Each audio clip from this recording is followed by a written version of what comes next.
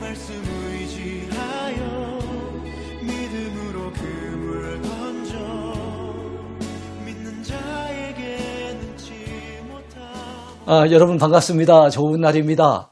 명절을 앞두고 있잖아요.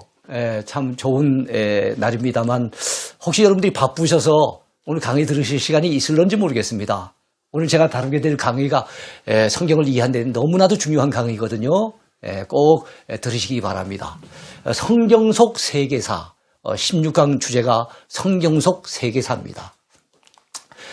이스라엘을 둘러싼 지중해 연안 세계사의 변천에 대해서 공부하려고 해요.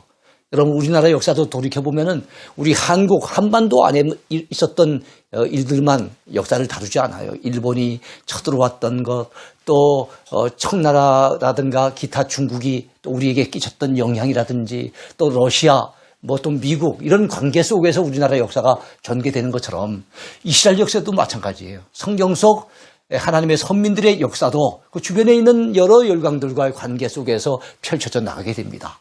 그러니까 성경의 역사를 이해하는데 이스라엘 주변에 있었던 나라들이 어떤 나라들이 있었는지를 알아보고 그들이 이스라엘과 어떤 관계를 맺었는지를 알아볼 필요가 있습니다.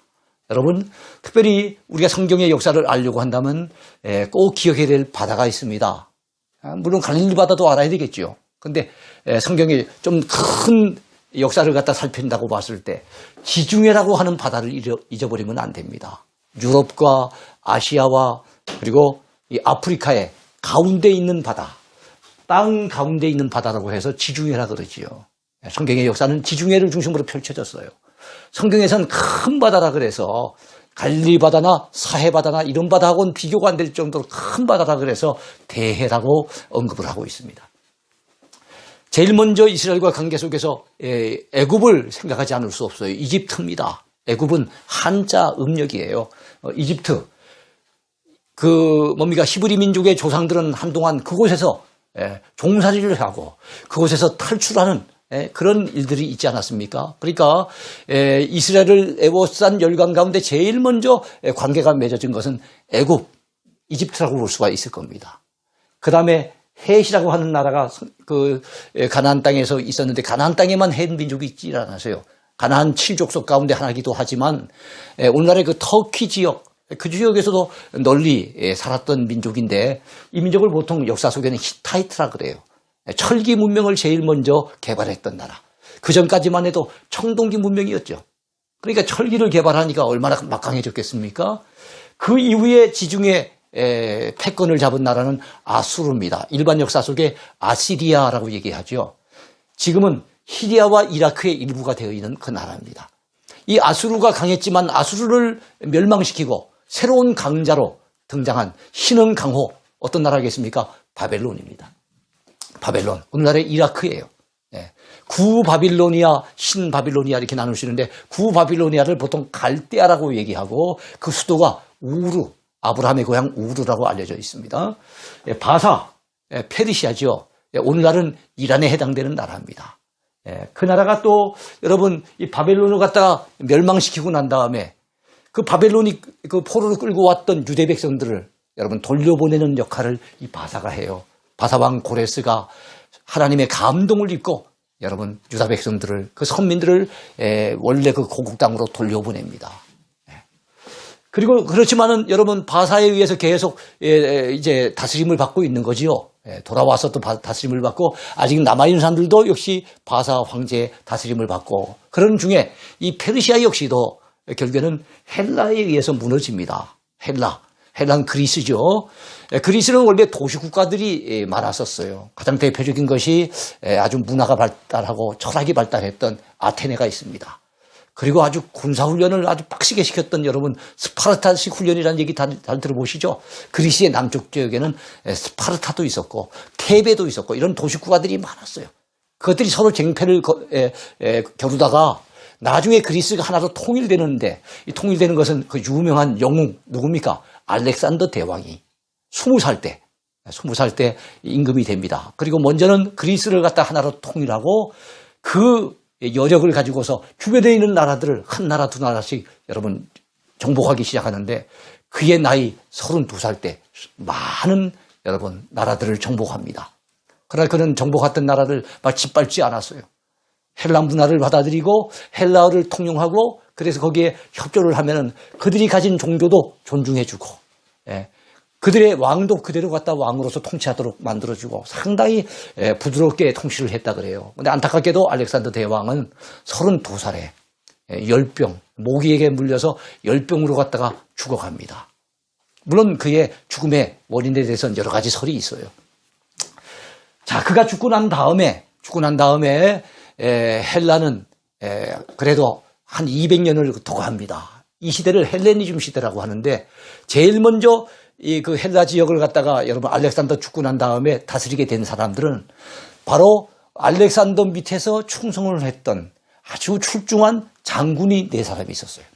그 4사람의 장군에 의해서 헬라 제국이 4수로 나눠지게 됩니다.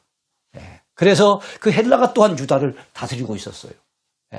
그리고 난 다음에 이 헬라가 여러분, 헬라가 유대를 다스릴 때는 어떤 그 민족이 다스렸는가 하면은 나눠진 헬라 가운데 이집트에는 프톨레미 왕조가 들어섰는데 프톨레미 왕조의 다스림을 받기도 하고, 그 다음에 시리아에는 셀루쿠스 왕조가 들어섰는데 거기에 다스림을 받기도 했어요. 그러다가 여러분 헬라는 약화되고 드디어 로마가, 예수님 오시기 한 50여 년 전에 로마가 그 당시 지중해 판도를 완전히 휘어잡습니다.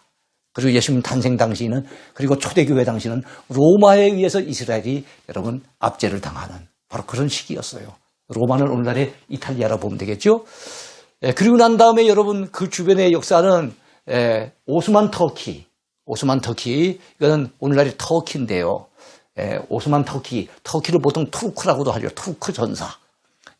중국에서 한족에 밀려가지고 중국에서 길을 못 펴고 있었던 이 투르크족이 점점 서쪽으로 가게 됩니다. 서진에서 이 돌골족에 의해서 오늘날의 이 터키가 결국에는 여러분 지배를 받게 되는데, 그 전까지만 해도 그 나라, 거기에는 어떤 나라가 있었는가 하면은 바로 동로마 제국, 비잔틴 제국이라고 하는 기독교 국가가 있었는데 1453년에 오스만 터키가 그것을 점령하고 그 지중해 연안의 판도를 또 차지하게 됩니다. 이런 식으로 갖다 이스라엘을 둘러싼 여러 역사가 전개됐다는 거. 이 오스만 터키가 들어서고 난 다음에 오랫동안 여러분 이슬람 세력들이 예루살렘을 갖다 지배하게 되고, 그래서 지금도 성지순례 가보면요, 여러분 성경적인 그런 역사만 잔재가 남아있는 게 아니에요. 그 예루살렘의 가장 중요한 복판에 무엇입니까? 돔 형식으로 갖다 만들어진 황금돔 사원, 그 바로 이슬람 사원 아닙니까? 그러니까 이슬람의 잔재가 그렇게 아직도 남아 있어요. 자, 우리 지도를 한번 볼까요? 자, 지도를 갖다가 제가 오랜만에 그림을 한번 그려봤는데 잘 그리셨나 모르겠습니다. 여기가 지중해입니다. 제가 말씀드렸던 지중해고, 지중해 남쪽에 애굽, 오늘날의 이집트가 자리 잡고 있습니다. 자, 이집트가 있고, 그 다음에는 여러분 이집트 옆에는 구스라 그래서 이디오피아, 우리 그 커피의 원산지라고 하는 이디오피아, 옛날에 성경에는 구스라 나왔고요. 그 다음에 위로 올라가다 보면은 여러분 이스라엘이 여기 있습니다. 이스라엘, 지중해 대해인데 맨 오른쪽에, 맨 동쪽에 이스라엘이 자리를 잡고 있어요. 이스라엘 바로 위에는 오늘날의 시리아예요, 시리아. 옛날 구약시대는 아람이라 그랬고 신약시대는 수리아라고 했어요. 안디옥 교회 뭐 이런 경우는 바로 여기 있었습니다. 그 다음에 그 위에 더 올라가면 고대 헷이라고 하는 것은 히타이트, 오늘날의 터키가 되고 있고요. 여러분 아람에서 이렇게 동쪽으로, 북동쪽으로 조금 더 가다 보면 아수르가 있습니다. 아수르. 이라크의 일부가 되어 있는데요. 이 아수르의 수도가 니느웨입니다. 요나서에 나오는 니느웨고, 내려오다 보면 바벨론이 있죠. 바벨론은 오늘날의 이라크입니다. 그래서 이 아수르와 바벨론을 갖다가 연결시키는 이곳에 밑에는, 밑에 쪽에는 유프라테스 강이 있고 위에는 티그리스 강이 있어요. 유프라테스 강은 성경에 나오는 유브라데 강, 티그리스 강은 성경의 히데겔 강이라고 얘기를 해요. 이 강 유역에 있는 삼각주 지역, 초승달 형태로 되어 있는 아주 비옥한 지역의 땅을 메소포타미아 평야라 그랬어요. 바로 거기서 일어난 세계 4대 문명 중에 하나가 메소포타미아 문명입니다. 나일강 문명, 메소포타미아 문명, 그 다음에 인도의 인더스 문명, 그리고 중국에 하면 황하 문명, 이게 세계 4대 문명 아니겠습니까? 그러니까 성경의 세계 4대 문명 가운데 성경과 관련된 문명은 바로 나일강 문명과 메소포타미아 문명이다. 이렇게 보시면 돼요. 그 다음 바벨론에서 조금 더 오른쪽으로 가다 보면 이 바사, 페르시아가 나오는 겁니다. 페르시아, 오늘날의 이란입니다. 그리고 이라크와 이란의 그 남쪽으로 보면 페르시안만이라고 하는 이 만이 있죠. 이 만, 걸프만이라고도 하고 이쪽에 호르무즈 해협이라고도 있고 그렇죠. 요즘 뉴스에 보면은 우리나라 배가 지금 현재 이란에 지금 납포돼 있지 않습니까? 바로 이 지역인 거예요. 이 지역. 옛날에 이라크 전쟁이 일어난다든지 걸프 전쟁이 있었다든지 이랬을 때 바로 이 지역에서 일어난 전쟁이에요. 그리고 그쪽에 더 남쪽으로 온다면은 아라비아 사막. 우리 사도 바울이 회개하고 난 다음에 아라비아 사막에 한 3년 머물렀다 그러죠. 자, 그런데 그 아라비아는 오늘날의 사우디아라비아 이렇게 됩니다. 여기가 이제 홍해 바다고. 이것이 페르시아만이고 지중해면서 아까 에게해 작아서 에게해는 아니라 그랬죠. 에게해가 이 터키와 그리스 사이에 있는 이 바다예요. 이 바다 색깔은 좀 진하지요. 왜냐하면 흑해기 때문에 이 바다 색깔이 아주 흑색깔로 이 참 흑색 아주 검은 색깔로 굉장히 좀 짙어요. 짙게 이렇게 한번 그려봤습니다. 흑해. 그다음에 여기는 카스피해. 저 위쪽에 가보면 어떤 나라가 있겠습니까? 러시아가 있겠죠. 이렇게 지금 성경의 주요 무대가 되어지는 성경에 주로 등장되어지는 지리는 바로 이 부분이에요. 이 부분만 우리가 잘 이해하고 공부를 하면은 성경을 이해하고 성경을 깨닫는데 참 도움이 많이 될 겁니다. 자, 그 가운데 애굽이라는 나라를 보겠습니다. 애굽은 한자어 표기라 그랬죠? 오늘날의 이집트입니다. 세계 4대 문명 가운데 나일강 문명과 관련이 있어요. 그래서 피라미드, 이집트에 가보면 성지순례 가면 피라미드를 구경하게 되죠. 지금 남아있는 것이 약 80개에서 100개 정도가 아직도 남아있다 그래요. 굉장히 높은 것도 있어요. 제일 높은 거는 파라오 가운데 2대 파라오라고 하는 쿠프 왕의 피라미드가 있는데 그건 148m. 아주 높이가 굉장히 높습니다. 그리고 이 피라미드를 갖다 옆에서 지키고 있는 수호신처럼 지키고 있는 것이 있죠. 머리는 사람 얼굴이고, 그죠? 몸은 사자 몸이 되어 있는 그걸 갖다 스핑크스라고 하지 않습니까? 이런 거. 그리고 애굽의 왕을 태양신의 아들이라 그래서 보통 파라오라 그래요. 성경에는 바로라 나왔습니다. 이 사람은 태어나자마자 바로 왕이 된, 그래서 바로 왕은 아닙니다. 자, BC 3000년부터 BC 306년까지 30개 왕조가 이어졌어요. 요셉 일행을 선대했던 왕족을 식소스 족속이라 보면 됩니다. 그래서 17왕조부터 15왕조부터 16, 17왕조까지 다스렸는데 출애굽기 1장에 의하면은 요셉을 알지 못하는 새 왕이 일어났다 그랬어요. 그래서 이스라엘 백성들을 완전히 노예 삼아가지고 굉장히 압제하는 것을 볼 수 있죠. 그래서 그 아들들을 막 나일강에 던져서 죽게 만들고 하지 않습니까? 바로 그 족속은 바로 18왕조의 테베족을 가리킵니다. 그러니까 벌써 여러분 요셉을 정말로 인정을 하고 요셉의 고마움을 아는 그 왕조는 이미 무너져 버렸어요. 새로운 왕조가 들어서니까 여러분 이스라엘 백성들 요셉의 후손들을 눈의 가시처럼 생각하고 그래서 그렇게 압제했던 겁니다. 그리고 때가 되어지면 하나님은 모세를 갖다 보내셔서 그 백성들을 이끌어내신 거예요. 구스가 다스린 25왕조도 있어요. 구스. 이거 뭡니까? 이디오피아.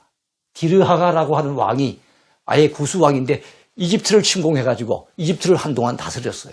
이 시대가 25왕조 시대고요. 복고 시대, 옛날로 복고하려고 하는 왕조가 26왕조인데 거기에 유명한 왕이 바로느고입니다. 바로느고. 바로느고가 여러분 그 바벨론과 더불어서 전쟁을 치르기 위해서 이스라엘을 지내려고 할 때 유다 나라에 아주 경건한 왕이 가로막고 있죠. 가로막았다가 결국엔 안타깝게도 전사를 합니다. 유명한 요시야 왕이에요. 이 바로느고는 더 북쪽으로 올라가가지고 여러분 느부갓네살의 그 바벨론 군대와 갈그미스라고 하는 곳에서 전투를 벌입니다. 그 굉장히 중요한 세계사의 판도를 잡아한 중요한 전투에서 바벨론 왕이 이겨요. 느부갓네살 왕이 승리합니다. 그로부터 애굽은 급격히 약화돼 버리고 그때부터 바벨론은 그 주변의 최강의 나라로 떠오르게 되는 겁니다. BC 306년 알렉산더의 이집트 정복이 이루어지고 그가 죽은 후에는 그의 그 휘하의 장수 4사람이 있었다 그랬죠. 그 가운데 이집트를 다스렸던 사람이 프톨레마이오스예요. 그 사람의 왕조를 좀 줄여서 프톨레미 왕조라고 얘기해요. 이 프톨레미 왕조의 마지막 왕, 그 여왕인데 여러분들 아마 들어보신 사람일 거예요. 누구겠습니까? 프톨레미 왕조의 마지막 여왕은 클레오파트라. 파스칼이라고 하는 유명한 프랑스의 철학자가 그런 얘기를 했죠. 클레오파트라의 코가 조금만 낮았어도 세계의 역사는 바뀌었을 것이다. 그런 얘기가 있어요. 이 클레오파트라는 이 무너져가는 이집트, 기울어져가는 이집트, 이 프톨레미 왕가를 지켜내기 위해서 그 당시 세계 최강으로 떠오른 로마의 장군들에게 사실 가까이 접근합니다. 그래서 로마의 장군 가운데 시저의 애인이었던 사람이 바로 이 클레오파트라예요. 근데 시저가 칼에 맞아 결국엔 죽어요. 그 다음엔 시저의 친구인 안토니우스 장군, 이 안토니우스에게 또 마음을 쏟아가지고 또 연애를 해요. 제가 바울의 고향인 다소, 길리기아 다소 지역에 성지순례에 갔을 때 거기에 그 안토니우스와 클레오파트라가 와가지고 데이트했던 곳이라고 하는 것을 한번 가본 적도 있었어요. 그랬던 여왕인데 여러분 안토니우스가 여러분 그 로마의 최강의 권력을 차지할 줄 알았는데 오히려 옥타비아누스 군대에 의해서 안토니우스가 결국엔 패전을 하고 죽습니다. 그래가지고 여러분 안 되겠다 싶어서 클레오파트라도 자기가 기르던 뱀에 의해서 물려가지고 자결을 하지요. 그래서 이집트의 이 프톨레미 왕조가 완전히 무너져 버립니다. 비운의 여왕. 모세의 흔적과 예레미야 선지자의 마지막 발자취도 남아있어요. 예레미야 선지자가 마지막에 여러분 친애굽파에 의해서 왜냐하면 바벨론의 침공에 항복하라 그래요. 예레미야는 얘기했거든요. 왜냐하면 그래야만 살 수 있으니까.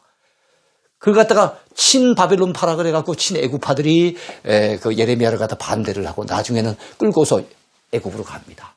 애굽에서 그의 남은 생애가 그렇게 마무리돼요. 그래서 예레미야 선지자의 발자취, 모세의 흔적, 예수님이 어린 시절에 피난 가신 것도 애굽이잖아요.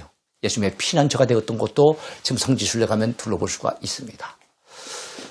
자, 함의 아들 미스라임, 그리고 그 아브라함의 후처가 되어졌던 하갈, 원래는 사라의 여종이었죠. 그 다음에 바로왕, 그 다음에 바로왕의 밑에 신하 가운데 보디발, 요셉을 갖다가 이렇게 채용했던, 종삼았던 보디발 장군도 있고요. 보디발의 처도 나오고, 보디베라는 제사장의 이름인데 그의 딸 아스낫을 나중에 요셉에게 시집 보내죠. 요셉의 부인 이름이 아스낫이에요.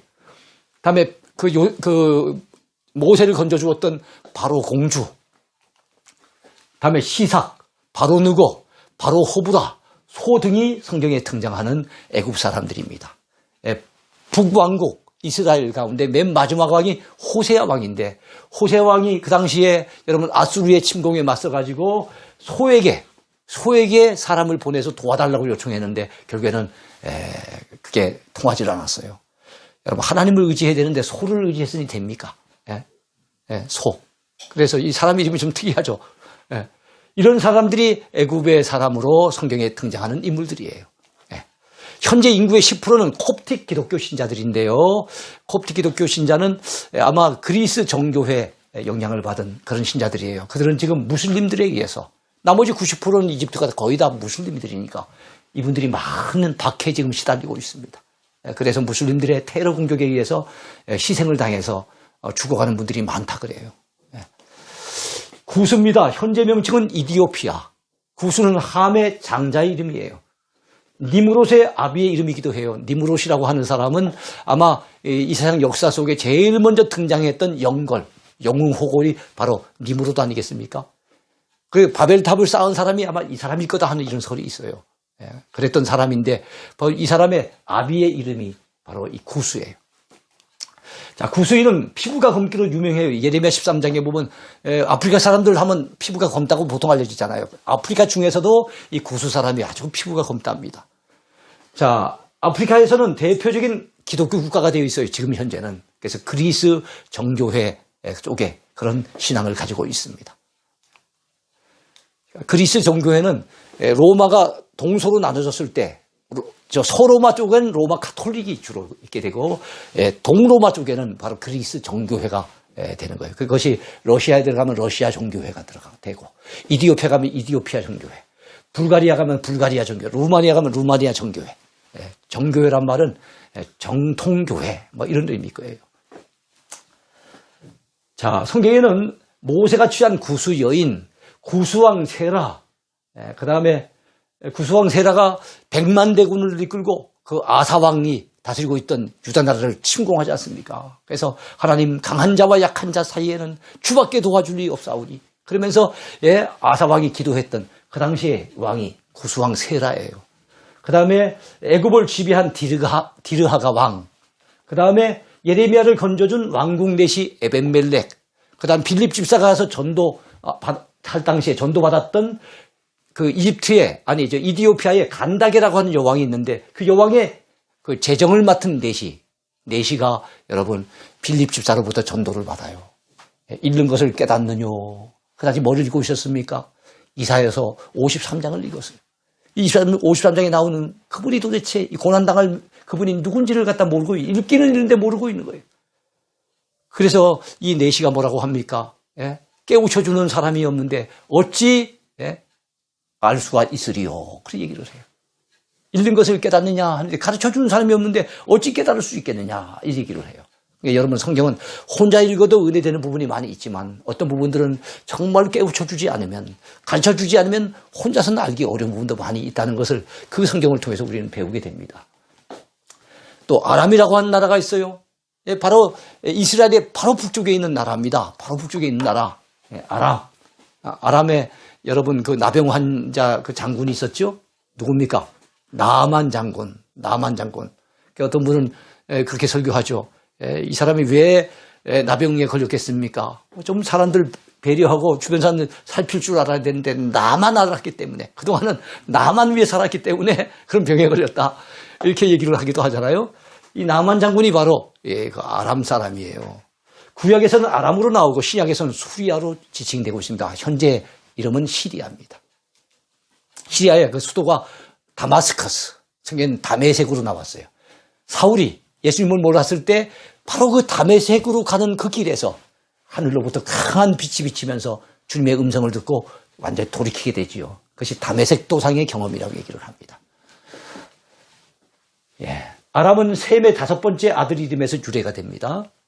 아수르 정책에 의해 하맛의 아람인들이 북이스라엘로 옮겨와, 그래서 여러분 아수르가 한참 강했을 때 북이스라엘 사람들을 포로로 끌려가고 그 빈 자리에다가 아람 사람들을 많이 옮겨와서 거기다가 살게 했어요. 그러니까 원래 이스라엘 백성들 가운데 남아있는 사람들과 아람 사람들, 기타 또 다른 지역에서 온 사람들이 피가 섞였어요.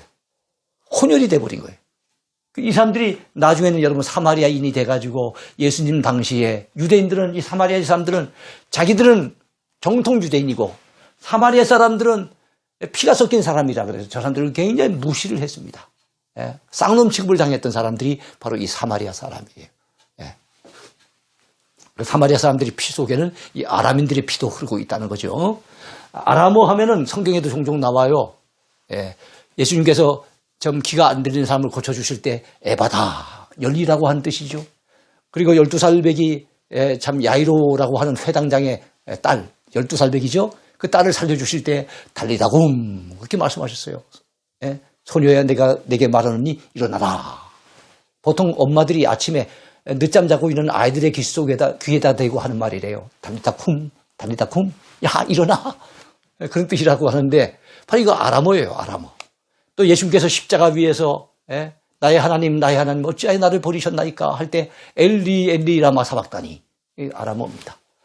여러분 초대교회 성도들이 만날 때마다 인사를 하면서 고 주님이 오실 것입니다. 그러면서 위로하고 격려했던 인사, 그게 뭡니까? 마라나타. 이게 다 아람어예요. 복음서에서는 아람어가 주로 마가복음에 많이 나오죠. 이 아람어는 지금 아랍어로 대치되어 있습니다. 아브라함의 종 엘리에셀, 나아만 장군, 베나닷 왕, 하사엘 왕, 르신 왕, 주로 이 르신 왕 이런 사람들은 남유다를 갖다 침공했던 이런 왕들이거든요. 이런 왕들의 이름이 바로 성경에 등장하고 있는 바로 그 아람 사람들이에요. 그뿐만 아니라 셀루쿠스 왕조의 박해자 안티오코스 에피파네스, 이 사람이 제우스 신상을 세우고 돼지를 가지고서 막 제사를 지내서 성전을 더럽혔죠. 여기에서 분이 여기고 도무지 묵과할 수 없다고 해가지고 목숨 걸고 독립운동을 일으키는데 그 대표적인 인물이 유다 마카비입니다. 그 시대를 마카비 시대라 그래요. 결국엔 성공하죠. 그래서 여러분 이 아람의 군대를 다 몰아내고 그리고 난 다음에 그 성전을 깨끗하게 수리하고 난 다음에 하나님 앞에 깨끗한 제사를 드리는 그날을 기념해서 그 이후에 유대 백성들은 이 절기를 지킵니다. 구약에는 안 나오지만 중간기 시대에 생긴 절기예요. 수전절이라고 하는 절기입니다. 성전을 수리한 후에 지키는 절기. 예. 요한복음 10장에 봤다면 이 수전절이 이르는 때가 예루살렘의 겨울에 이른다고 그렇게 언급이 되어 있습니다. 자, 그 다음에는 네 번째 아수르를 볼까요? 일반적으로는 아시리아라고 역사책에 나왔어요. 현재는 시리아와 이라크 영토의 일부가 되어 있습니다. 메소포타미아 서북부에 위치해 있어요. 그래서 메소포타미아 문명 하면은 바로 바벨론과 이 아수르, 바로 이웃한 이 두 나라가 서로 막 경합을 했는데 일종의 라이벌입니다. 이거 잊어버리면 안 되겠어요. 그들의 원래 조상은 수메르인들이라고 얘기를 합니다. 수도는 초기에는 아슈르였어요. 나라 이름하고 거의 같죠. 그런데 후기에는 니느웨가 됩니다.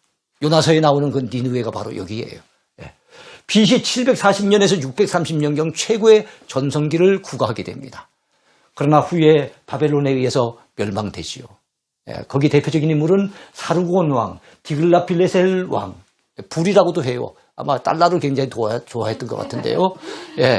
살마네셀 왕, 사네립 왕. 사네립 왕 하면은 여러분 그 히스기야 왕 때 쳐들어왔던, 그죠? 그 사람 기억하시죠? 18만 5천의 군대를 이끌고 쳐들어왔던 사네립 왕. 그 다음에 군대 장관 랍사게. 아주 좀 얍삽한 사람처럼 보이는 느낌이 들어요. 아드람멜렉과 사레셀. 아드람멜렉과 사레셀은 사네립이 전쟁에 지고 돌아왔는데 자기 아버지를 살해한 아주 나쁜 아들들입니다. 그리고 또 다른 아들이 왕이 되는데 그 사람이 에살핫돈이에요. 이런 사람들이 성경 속 등장 인물들입니다. 마지막으로 오늘 바벨론을 생각해 보겠습니다. 어떻게 보면 오늘 내용 중에 가장 참 중요한 부분일 수도 있어요. 일반적으로는 바빌로니아라고도 불러요. 현재는 이라크 영토가 되어 있습니다. 그래서 이라크 하면 옛날에 바벨론이다. 바벨론 하면 현재 이라크다. 이 생각하면 됩니다. 세계 4대 문명 중에 메소포타미아 문명이 발생한 곳이에요. 여러분 이라크 하면 생각나는 게 이라크 전쟁이죠. 2002년도에 있었던 이라크 전쟁. 그리고 그 이전에는 1990년도에 걸프 전쟁이 있기도 했어요. 바로 그 페르시아만 있는 그 이라크 거기에서 일어난 전쟁들인데 다 미국의 부시 대통령 이 부자와 관련이 있습니다. 이 걸프 전쟁은 조지 부시, 그 아버지 부시가 여러분 일으킨 전쟁이고 그 다음에 여러분 뒤에 그 2001년도에 여러분이 아시는 것처럼 그 쌍둥이 빌딩이 무너지는 미국의 큰 테러 사건이 있었지 않습니까? 그리고 난 이후에 바로 그에 대해서 이라크에 있는 이 살상 무기들을 제거할 목적으로 미국이 또 전쟁을 일으키게 되는데 그것이 바로 이라크 전쟁입니다. 이번엔 아들 조지 W 부시 대통령이 이 전쟁을 진두지휘하게 되죠. 여러분 왜 그 당시 이라크가 이렇게 전쟁을 당해야 됐습니까? 조지고 부시고 조지 부시 미국 대통령의 이름이 범상치 않습니다. 자, 세계 4대 문명 중에 메소포타미아 문명의 어떤 중심지였던 곳, 그것이 바로 이 바벨론, 오늘날의 이라크입니다. 자, 메소포타미아 문명은 유프라테스 강과 티그리스 강. 여러분 성경에 유프라테스 강은 유브라데 강으로 나오고 티그리스 강은 히데겔 강으로 나와요. 그래서 위에 있는 것이 티그리스 강, 아래로 있는 것이 유프라테스 강이에요. 그 가운데 그 삼각주 지역, 삼각주 지역, 거기 특별히 초생달 모양으로 되어 있는 그 지역이 가장 기름진 땅이라 그래요. 그 땅을 중심으로 이 메소포타미아 문명이 발달을 하게 됩니다. 자, 그 가운데 구바빌로니아는 여러분 바벨론이라는 이름보다는 갈대아라고 하는 이름으로 주로 불려졌어요. 그 갈대아의 수도가 어디입니까? 바로 아브라함의 고향인 우르죠. 우르. 그래서 아브라함의 고향을 얘기할 때 우르 그렇게 안 하고 보통 갈대아 우르 이렇게 얘기 많이 합니다. 여러분 하박국 선지자가 하나님 앞에 그 유다 백성들의 그 타락을 갖다 하소연했을 때 하나님께서 갈대아 민족을 일으켜가지고 그들을 치겠다고 이래 하죠. 거기 보면 일으키시겠다는 군대가 갈대아 군대예요. 이런 걸 우리가 공부를 안 해놓으면 이 갈대아가 도대체 어딜까? 이렇게 생각 참 고민이 되지 않습니까? 그런데 이 갈대아가 이거 바벨론이구나. 바벨론이 옛날에는 갈대아라 그랬구나. 이 생각하면 됩니다. 갈대아. 그 다음에 신바빌로니아는 우리가 알고 있는 바벨론이고 요즘은 이라크고 이렇게 여러분이 생각하시면 돼요. 신바빌로니아는 느부갓네살 왕이 창건을 합니다. 느부갓네살. 이러면 몇 살 때 왕이 됐을까요? 아까 애굽 왕은 바로 왕이 됐다 그랬잖아요. 느부갓네살은 4살 때 왕이 됐다고 합니다. 자, 이 느부갓네살 왕이 창건을 했는데 그 수도는 바벨론이에요. 노아 홍수 후에 바벨탑이 세워졌던 곳이기도 합니다. 바벨탑이 세워졌던 곳 바벨론. 그 신들 가운데 마르둑 신이 있어요. 말뚝이라고 해도 됩니다. 줄여서 발음하면 말뚝 신이에요. 가장 높은 주신입니다. 예를 들면 그리스 신화의 제우스라든지 저 로마 신화의 주피터에 해당되는 게 거기에서는 마르둑 신이에요. 벨이라고도 해요. 벨. 그리고 여러분 느보 신은 마르둑 신의 전령사, 마르둑 신의 어떤 그 명령을 갖다 전달하는, 요즘으로 친다면 택배하는 이런 역할을 맡은 신이에요. 담무스 신은 목자들의 신, 목동들의 신이에요. 그 양치기들이 제일 섬기는 그런 신이 담무스 신인데 이런 신들도 성경에 종종 등장하고 있습니다. 사탄 문화를 꽃피웠던 곳으로 계시록에서는 세상을 상징하는 음료의 명칭으로 이 바벨론이 사용됩니다. 그래서 세상 하나님 앞에 반역하고 온갖 범죄 타락했던 세상이 무너진, 세상 나라가 무너지는 것을 여러분 요한계시록 18장에는 바벨론이 무너지는 것으로 그렇게 언급되어 있습니다. 무너졌도다. 큰 성 바벨론이 무너졌도다. 그게 나와요. BC 605년부터 539년까지 최강의 전성기를 누립니다. 그러니까 여러분, 그 BC 586년에 남유다를 멸망시키고 끌고 갔잖아요. 근데 끌고 간 다음에 불과 50여 년이 지난 539년에 메대와 바사의 연합군에 의해서, 메대와 바사는 이웃에 사는 형제 나라예요. 이 연합군에 의해서 결국엔 멸망을 당합니다. 마지막 왕이 벨사살이라고 하는 왕. 그때 손가락이 나타나서 글씨를 쓰고 했던, 여러분 성경에 그런 얘기 들으셨죠? 이게 바벨론의 마지막 부분이에요. 멸망을 당해요. 자, 그리고 이 바사라고 하는 나라는 결국에는 자기 형제인 메대도 그냥 복속시켜서 하나의 페르시아, 바사를 이룹니다. 그 사람이 바로 고레스예요. 그러니까 페르시아 역사 속에는 어떻게 보면 가장 위대한 인물이라 볼 수 있어요. 그랬던 고레스도 여러분 마지막 죽을 때는 땅 한 평에 묻혔대요. 일부러 나는 한 평, 내가 죽고 난 다음에는 나에게 한 평의 땅만 양보해다오. 그게 무덤에 그려놨대요. 그럼 무덤에 비문에다가 뭐라 써놓고 하면 후일에 이 땅을 누가 와서 정복할지라도 내가 누워있는 이 한 평의 땅만은 양보해 주시오. 그랬다는 거예요. 참 어떻게 보면 겸손한 사람이죠.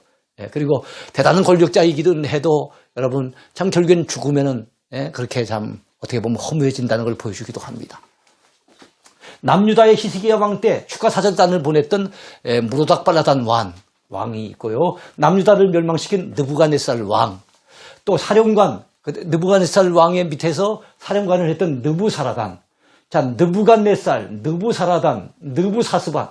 느부하면은 보통 경상도에서는 이 누부하면 누나, 이 누이를 갖다 누부라고도 하는데 이 성경에도 보면 느부가 많이 나와요. 그죠? 바로 느보신에서, 느보신의 이름에서 온 거예요. 모세가 죽은 산이 어떤 산입니까? 느보산이잖아요.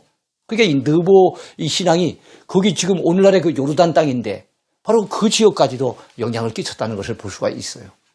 공중장관 네르갈 사레셀, 근위대장 아리오, 황관장, 그 다니엘과 세 친구를 갖다가 이렇게 훈련시켰던 황관장 아스부나스. 그래서 다니엘이 그에게 가서 우리가 채식만 먹게 해달라고 부탁하지 않습니까? 느부갓네살의 아들로서 유다왕 여호야긴을 석방시켜줬던 에윌 무로닥 왕. 자, 마르둑이 최고 높은 신이라 그랬죠. 그 마르둑을 갖다 또는 무로닥이라고 하거든요. 그 신에서 따온 이름이에요. 마지막 왕 벨사살. 이 마르둑을 갖다가 무로닥이라고도 하고 또는 벨이라고도 하거든요. 벨사살. 그러니까 그 왕들의 이름이 거의 보면 이 신에게서 따온 이름이다. 이런 것을 알 수가 있죠. 오늘 여기까지 하겠습니다. 우리 바벨론 하면은 남유다를 멸망시키고 그 포로로 끌고 갔던 그런 나라이기 때문에 성경에 자주 언급이 되고 선지서 같은 데 보면 정말 자주 이렇게 등장하는 것을 볼 수가 있어요. 그래서 이런 나라들 우리 충분히 이해할 수 있어야만 성경을 쉽게 이해하고 볼 수가 있습니다. 오늘 참 유익했던 강의 같은데요. 여러분들 유익하셨나 모르겠어요. 제가 느끼기엔 참 유익하고 꼭 필요한 강의라고 느껴지는데 여러분 아무쪼록 명절 잘 지내시고요. 오늘도 행복한 한 날 되시기 바라겠습니다. 감사합니다.